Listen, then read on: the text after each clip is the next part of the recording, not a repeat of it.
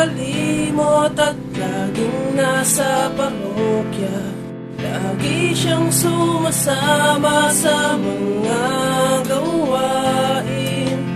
Hindi nahuli sa lahat ng mga dasalin. Ngunit isang araw siya'y nagkasakit. Malubhang karamdaman sa kanya'y kumapit. Kaya't nagtatanong, nagdarandam kung bakit ako kailangan magpakasakit. Ang pintuan,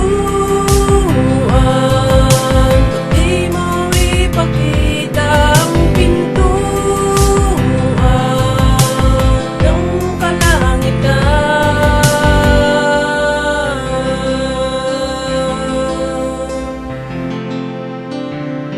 May isang ale, anak niya'y naliligaw.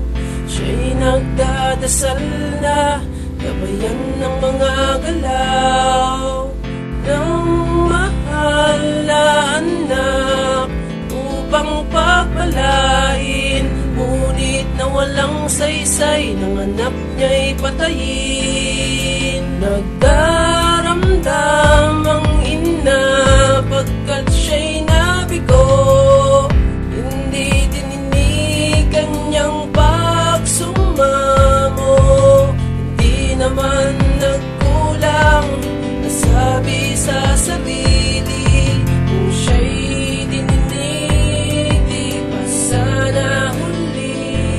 Ang pintuan, di ko masilayan. Ang pintuan ng kalangitan.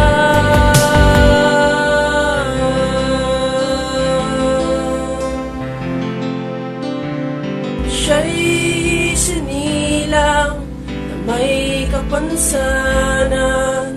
Nang magkaisip, nagsimulang magdamdam.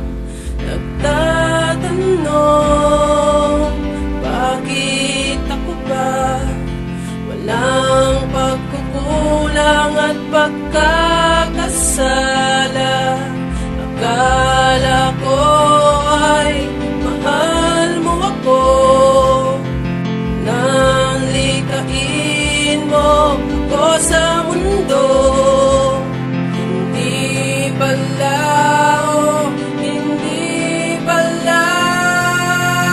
Bakit ako ngayon ay nagdurusa?